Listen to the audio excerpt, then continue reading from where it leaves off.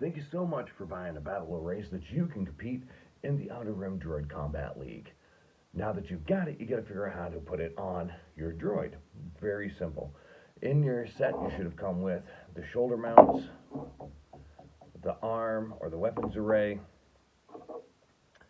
a couple targets, four temporary double-sided adhesive patches, two little screws, and two little washers if you decide that you want to get that weapon arm on your guy permanently. And to set things up, it's really simple. All you're going to do is take the shoulder mounts, spread them open, give that back wire a little bit of a curve, get those ready to mount on your droid. Right, why don't we do that? I mean, it's super simple. So you can see there's a little metal clip on each side of these things. And with that, the wire going behind your droid, you're just going to set it on its shoulders and get it so that the metal clips go one on each side of the arm. Boom. Pretty easy. Now, the back of the droid, so this reinforcement wire might be sticking up a little bit, and what I tend to do is just push it down and try to get this little tail down a little bit so it won't hook on things. This is really just to give you extra play so that you can spread it open so it's comfortable for your droid. And boom, there, the shoulder mounts are on. Now you can just kind of like work them to get them fitting exactly how you want, but they're effectively on.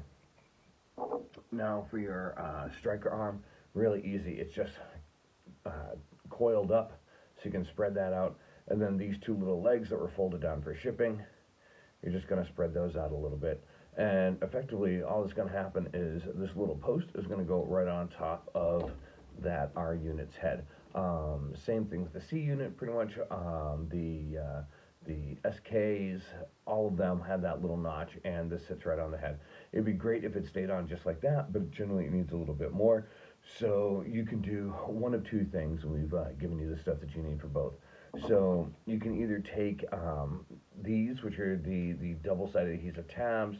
There's four of them.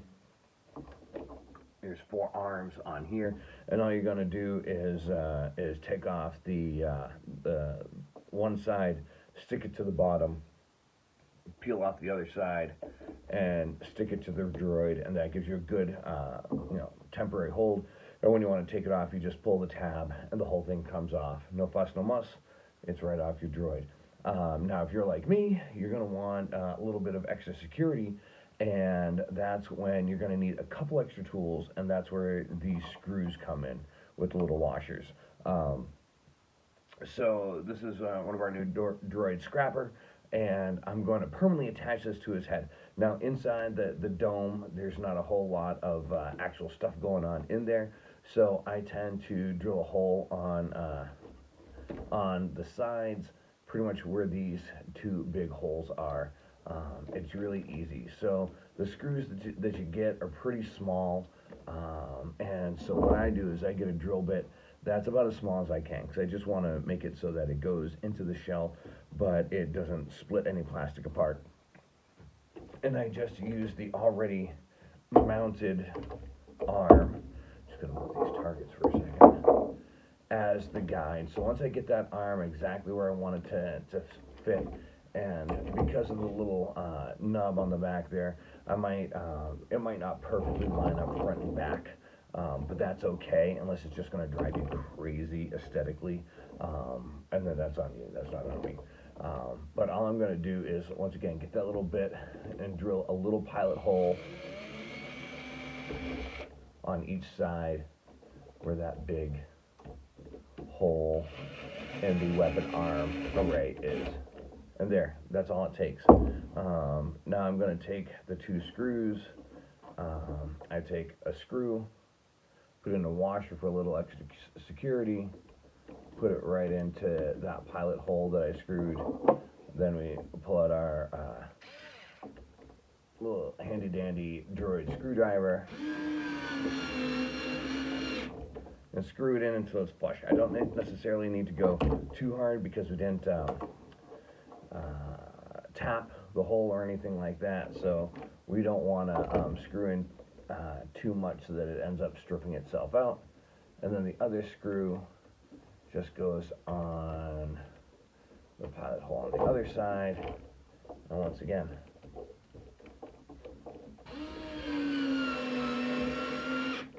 done. And now it's super permanent. Our droids have the best win streaks for the thing, have them permanently attached.